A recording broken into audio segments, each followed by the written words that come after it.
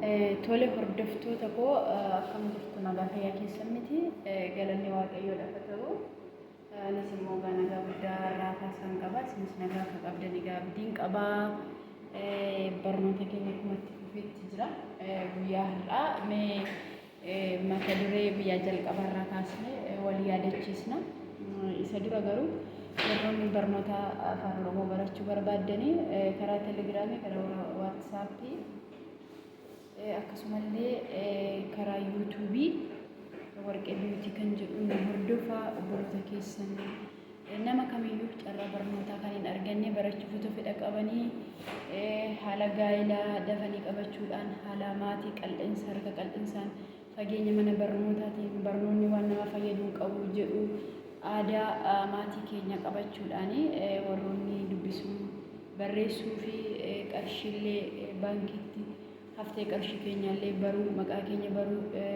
qodaawwan garaa baruu warri barbaanne waliin barannuudha.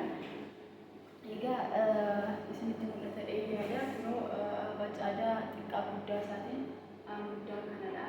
Aan xiqqaan kana guddaan kana abbaa xiqqaan kana caa guddaan kana caa xiqqaan kana daa guddaan kana daa xiqqaa guddaa xiqqaa faa guddaa faa xiqqaa gaa guddaa gaa xiqqaa haa guddaa haa xiqqaa guddaa xiqqaa jaa guddaa jaa xiqqaa kaa guddaa kaa xiqqaa laa guddaa laa xiqqaa maa guddaa maa xiqqaa naa guddaa naa xiqqaa oo guddaa oo xiqqaa paa guddaa paa xiqqaa qaa guddaa qaa xiqqaa baa guddaa baa xiqqaa saa guddaa saa xiqqaa taa guddaa taa xiqqaa uu guddaa uu xiqqaa waa guddaa waa xiqqaa waa guddaa waa xiqqaa xaa guddaa xaa xiqqaa yaa guddaa yaa xiqqaa zaa guddaa zaa xiqqaa.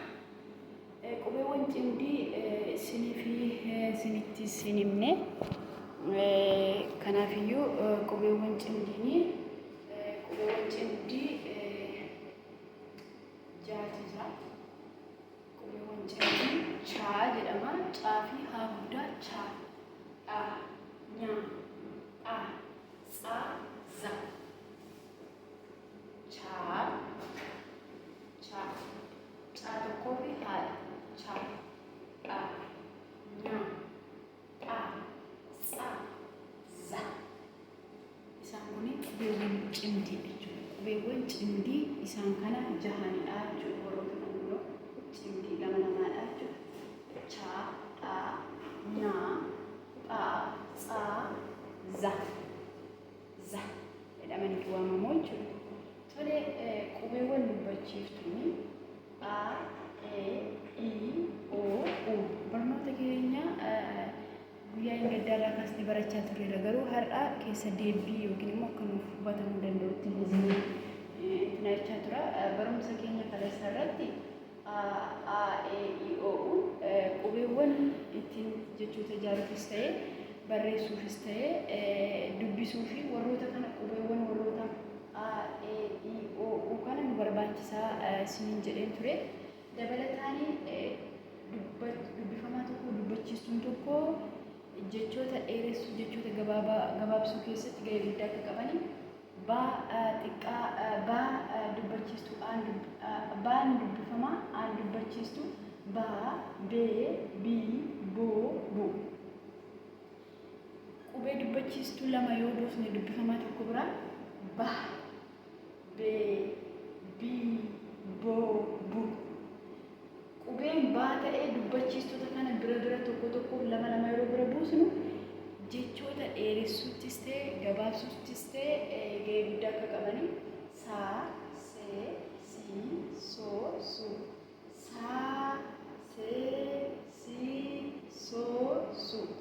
Argitanii akkasitti akka dubbifamanii kaleessa waliin baranneera jechuudha.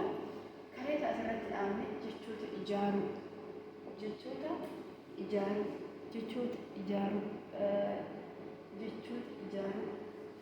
naa dubbachiistu naan dubbifamaadha. A, naa fi a, na walitti dabaluu yookiin mallattoo ida'u maa fi a wal qixa nama. Argitanii nama kan jedhu qubeewwan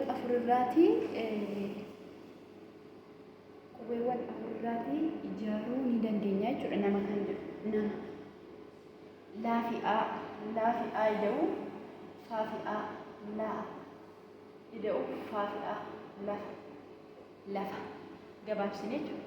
Lafa kan jedhu nu laataa jechuudha. Asitti yoo deebine immoo qubee laa bira dubbachiistuu lama yoo buusne laa bira qubee dubbachiistuu lama yoo buusne yeroo akka dubbifamaatti laa hin dheerataa jechuudha. Laa ida'u faa dubbifamaa tokkoo fi dubbachiistuu lama lamadha jechuudha. Isaan kana faa maal jedha yeroo walitti dubbisnu maal jedha kun lafa jedha kun immoo laafaa waan jabaataa hin taane jechuudha. Kun lafadha immoo laafaa ebeluun kun laaftuudha. Akkamittiin isin ibsa waa tokko yoo fakkeenyaaf handaanqoo yookiin immoo hoolaa foon hoolaa kana laafaadha. Foon hoolaa kana laaftuudha. Inna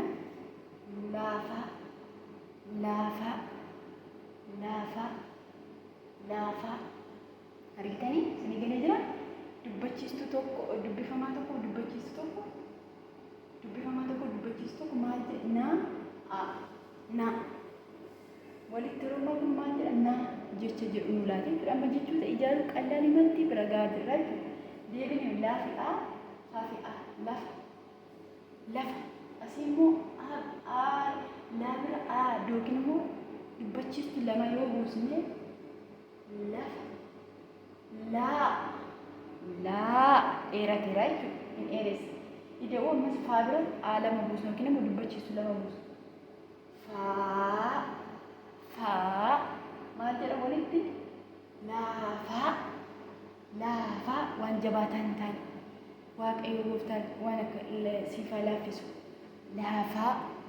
laafaa isa jedhudha jechuudha. Innaa obboloota koo barnoonni keenya guyyaarraa kana fakkaata. Guyyaa booruu sagaleewwan dheeraa sagaleewwan gabaabaa na wantoota akkasii walitti hin barana waan ta'eef barumsa kana hordofaa sirriitti isin fayyada. Anis isin faana barachaa hin jira jechuudha. Innaa kanaafiyyuu jajjabaadhaan isiniin jedha.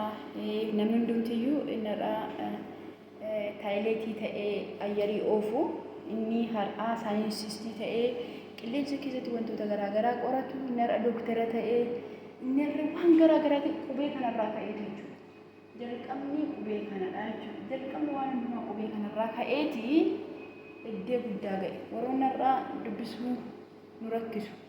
Warroonni har'a barumsan dhabe jennee yerootti gaa'ela dhaabbachuu kennee of komannu har'allee yeroo qabnatu hojjennu golormaa keessaan isiniin jedha.